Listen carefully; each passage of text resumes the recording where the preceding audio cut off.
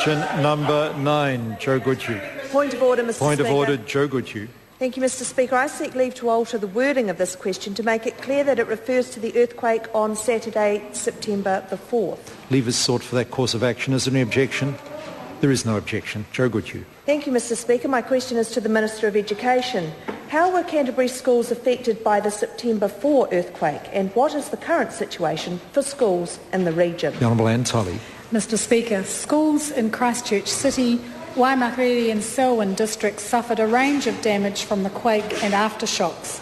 Some suffered significant structural damage to buildings and grounds, others no damage at all. Most schools were closed last week, but I'm pleased to advise that all but 7 schools are now open, and we expect almost all of these to be open by the end of this week. St Paul's School and Hallswell Primary School sustained severe damage and major work will need to be undertaken. St Paul's is expected to reopen temporarily on Monday at a ministry-owned property in Champion Street. Hallswell is planning to open temporarily in the Hallswell Residential School from tomorrow. Mr. Speaker, I'd like to take this opportunity to recognise all of the principals, teachers, trustees and ministry staff who deserve a huge amount of credit for making sure that schools can open for students. Joe Goodhew. Thank you, Mr. Speaker.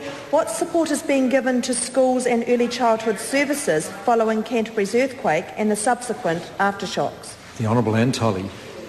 Mr. Speaker, the Ministry of Education's traumatic incident teams have been made available to offer support for students and staff, and workshops have been held for early childhood education services, principals, teachers and boards of trustee members to provide them with advice and guidance in preparation for the return of students and children. In addition, the Ministry has contacted all 400 parents with special needs children to check on their current situation and needs, and advice and guidance have been provided where required, home visits are being made. Question number 10, the Honourable David Parker.